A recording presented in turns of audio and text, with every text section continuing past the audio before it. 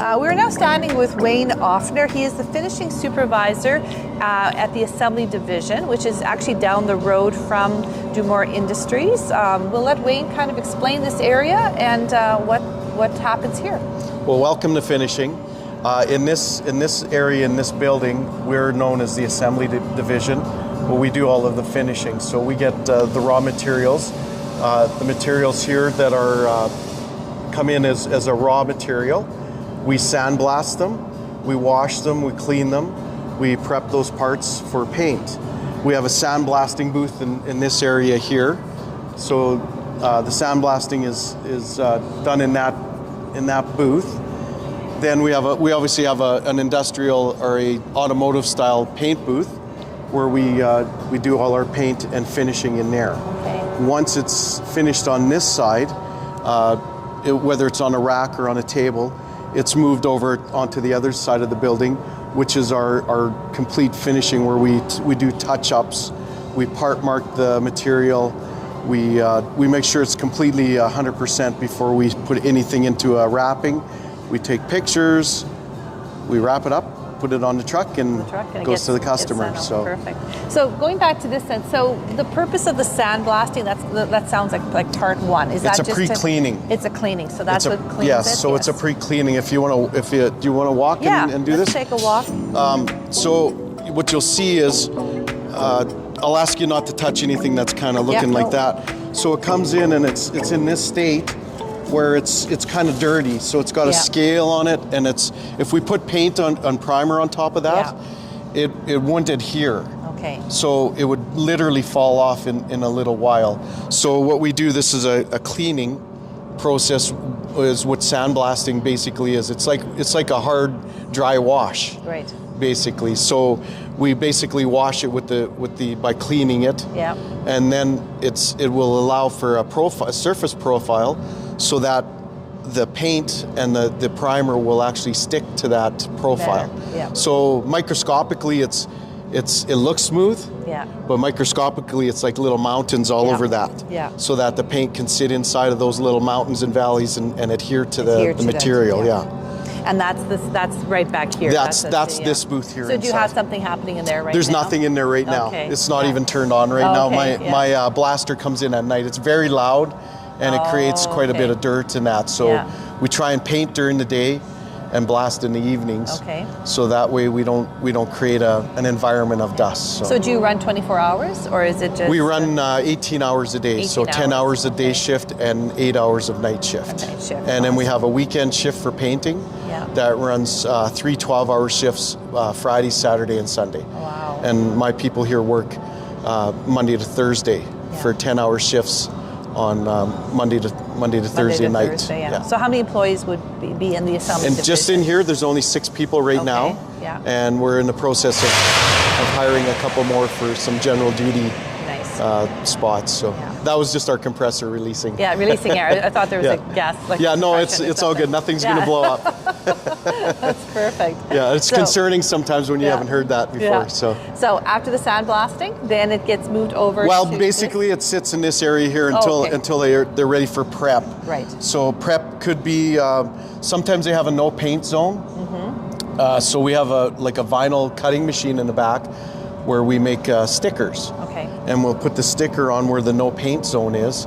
And then we'll hang it out either on a rack, or it'll go like in the booth. You'll see there's tables in there. Yeah. So we use either paint racks or booths, or paint racks or tables, excuse me, to paint the material with. So these ones have been sandblasted, and these have been sandblasted. There's a primer that's called the pre-wash. So what it is, it's kind of it's almost like a liquid, really watery substance.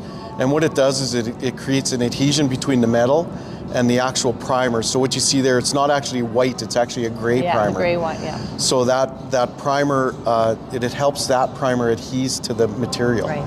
And we do that for steel. Okay. For aluminum parts, we only do a primer. Okay. But we wash them with a detergent, and we pressure wash them off really, really well. And then we have a wash bay over there with a pressure washer in it. So we wash everything off really well too. Wow. It's quite a process. Yes, it's And then we have different setups here because we paint different colors, so everything's not the same. Yeah. So you can see how the stained, you know, obviously one's for tan, one's for white, one's for primer, one's for pre-wash primer, and one's for the standard army green color. Army green, so yeah. this would be what a pre-wash looks like. It's a really clear. It almost looks like the yellow glue. Yeah. And it's really just helps adhesion. That's all that is.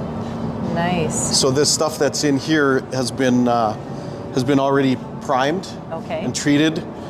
So we can't touch it with bare hands.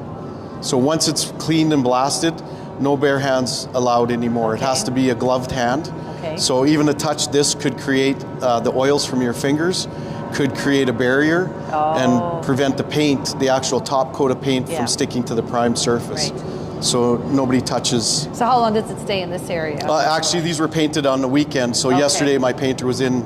He would have painted primed all of this stuff, and then we have a bake cycle that this goes through. So it'll go about 180 degrees. So it's like an oven. Right. This entire booth gets hot, and then it adheres and bakes in really quick. Instead of it sitting for 24, 48 hours, we can bake it in 2 hours and then we can coat it.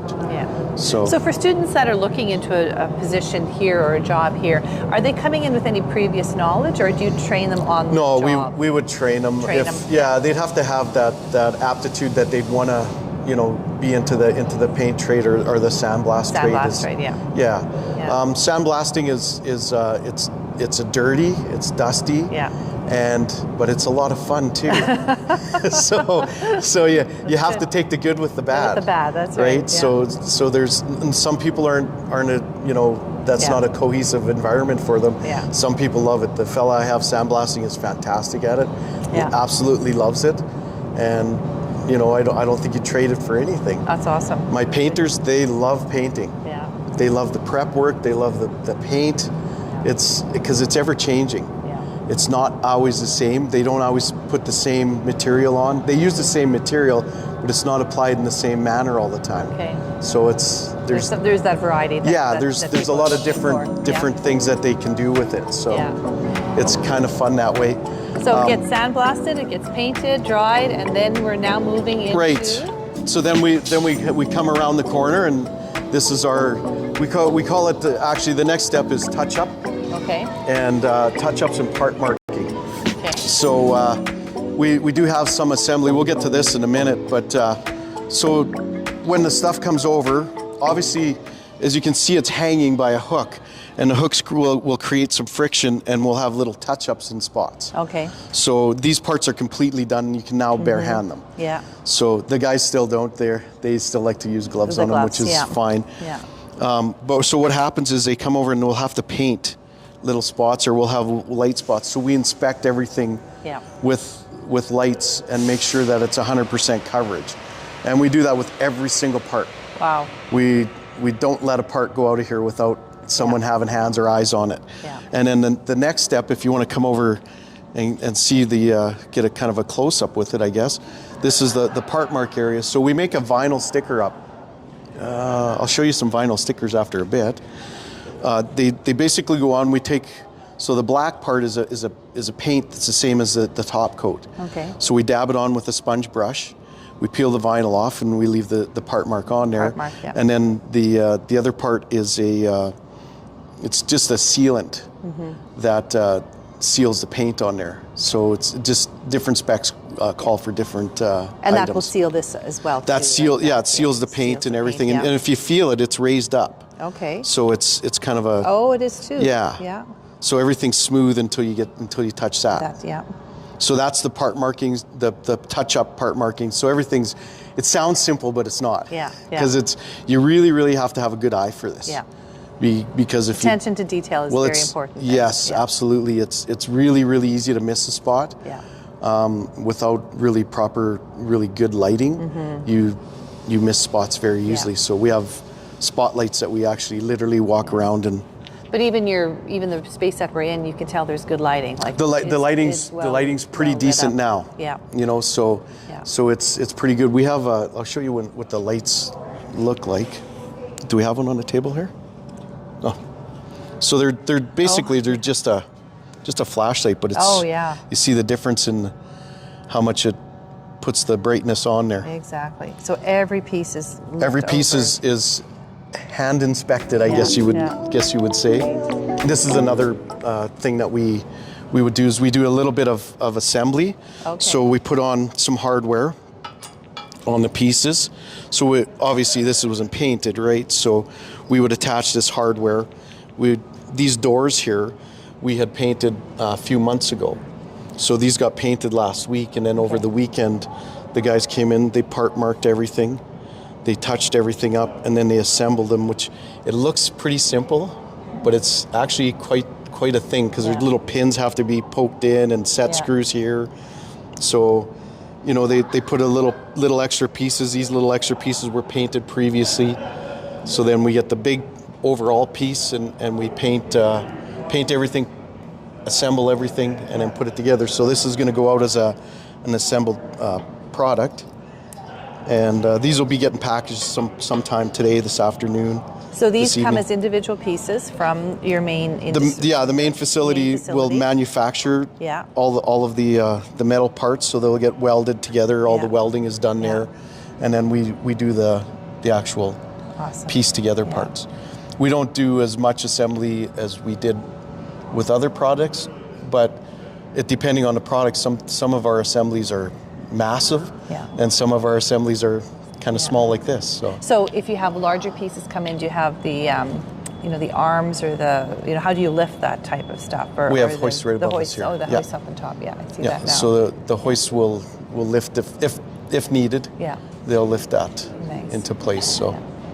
When we were building cabs in here, we had 2 cabs in this spot, and then all of the parts and pieces and everything were all over the place. So. I'd like to thank Wayne for spending some time with us, telling us all the pieces to the assembly division. We're now with Amber Mason, and her job is general duty. So maybe tell us a little bit about what your job entails. As it says, it's kind of general duty. So like I just help out a lot of the other guys, and I have a few specific things that I do, mostly assembling washers, and we have usually between 1,200 or 2,200 of those, so it takes a little while to kind of get those done, and that's kind of my main section that I do. But there's also a lot of other things like part marking or paint touch-ups, or just picking the part marks so that they're ready to be put onto the parts and stuff like that. But so this is kind of your space. This is the kind of the area that you work in? No, we have a section up front for all of our washers. This is just a special one just because we have to put a special glue on it, and we have to have it prepped, and we have a lot of parts in here right now. So there looks like there's a lot of stuff going on right now. That's awesome. Yeah, it's so always a lot going on. So what brought you into this job? Did you have a background in assembly? I do have a background in assembly. Actually, my dad got me started in the other job in assembly. Okay. And I've always liked doing stuff with my hands and just working, putting stuff together. And awesome. Yeah. Well, that's great. I found that this is something that I really enjoy, and it's something and I guess that's the main thing that students want to hear, is that that there's jobs out there that you enjoy, you want to stay with. You don't have to sit at a desk and you can actually have fun. And what are some of the challenges maybe? That's always a tougher one. So far, I haven't come across too much for challenges. Like, I don't mind, the weight of even the items that we do. They're not too much. Some of them get a little bit heavy, but if there is something that we need, there's also a team that we can be. Well, usually I'm helping someone else anyway, so we have 2 of us working at it at the same time, and we're not leaving anyone out to dry, and we have a team that's helping us to get through everything. We're not just leaving anyone out. So that's awesome. Well, thank you so much, Amber. I appreciate this time that you spent with us, and thank you. Thanks. Okay.